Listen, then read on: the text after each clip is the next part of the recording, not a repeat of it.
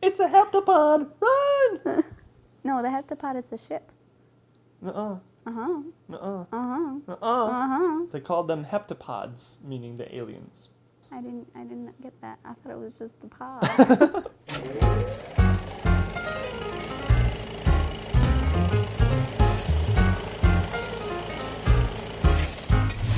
Hey moviegoers, welcome to Married Movie Reviews. My name is Mike. And I'm Karen, and today we're reviewing Arrival. Just to warn you, we will be talking spoilers, so if you haven't seen the movie already, go see it now. Arrival is directed by Denis Villeneuve, who also directed Prisoners and Sicario, and it stars Amy Adams, Jeremy Renner, and Forrest Whitaker. So the basis of the whole movie is that it's an alien invasion, and these people are trying to figure out what the purpose is of these pods that have dispersed themselves throughout the entire globe. And the main base is a military operation, but they hire a linguist and a mathematician, which is Amy Adams and Jeremy Renner, and they're trying to figure out how to communicate with these beings. And so that's the whole movie, basically, which sounds really simple, but actually is a really complex deal. It is. There's a lot going on in this movie. There are lots of details that you have to pay attention to, and it keeps your attention throughout the whole thing. This is not your typical alien blockbuster invasion movie. It's a very smart movie.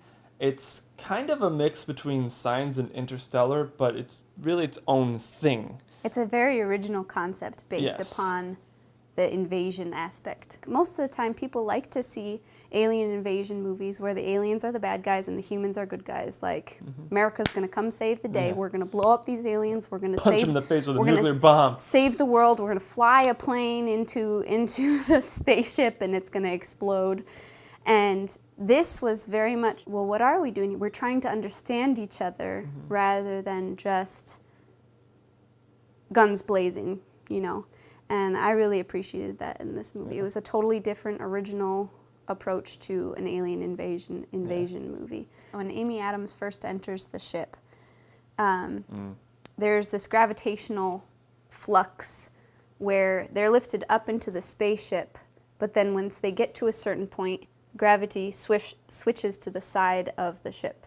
So then they're going up into the room, but it's actually like, if that makes any sense at all. Well, that part was cool, but I'm kind of getting tired of movies messing around with gravity. They do that a lot ever since Inception.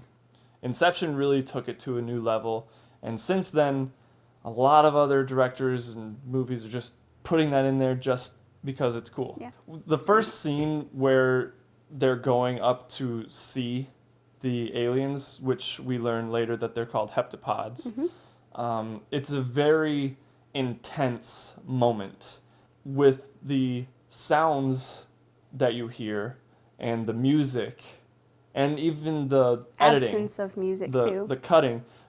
It's just overwhelming that you feel the fear of Amy Adams' character. Absolutely. I did. My heart was racing. I was having chills run up and down my spine. Yeah.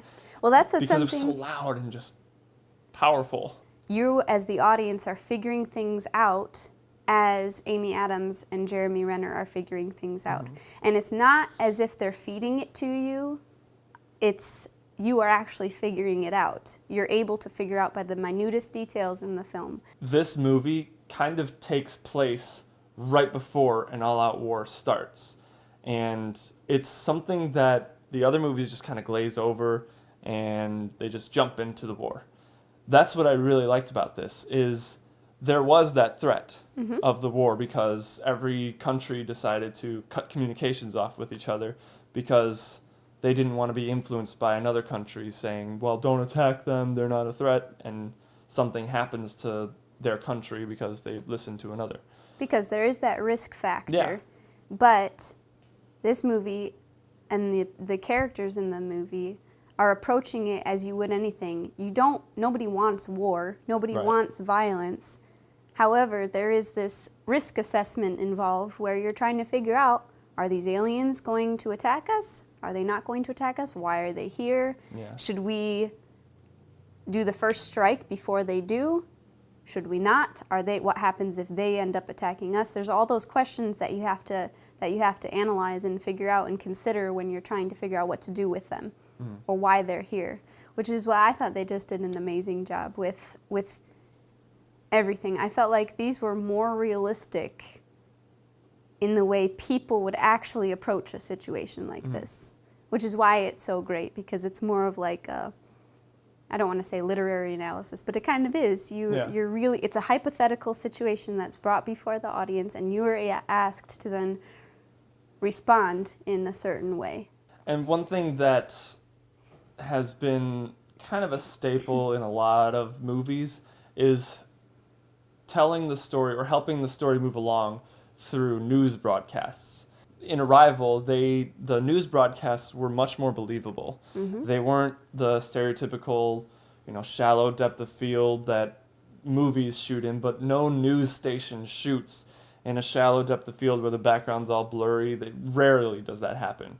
It was realistic, and that's something that I appreciated, the attention to detail in this film. Yeah.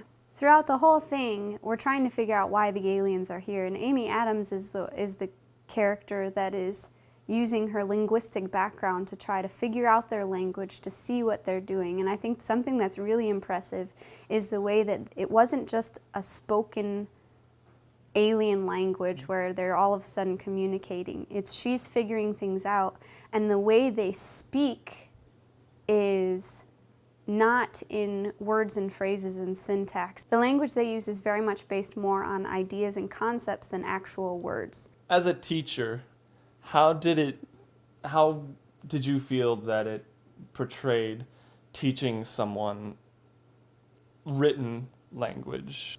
In a way, there's a whole lot of subtleties in language itself that people don't realize.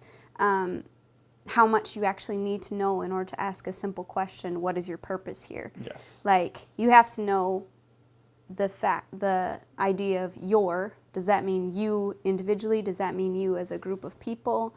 You have to understand the fact that that's a question and it requires some sort of response. So in the end of the film, we learn that Amy Adams' mind her consciousness is traveling back and forth through time. She's able to see time she's not seeing time as a linear thing. She's able to just see it all in one sitting almost.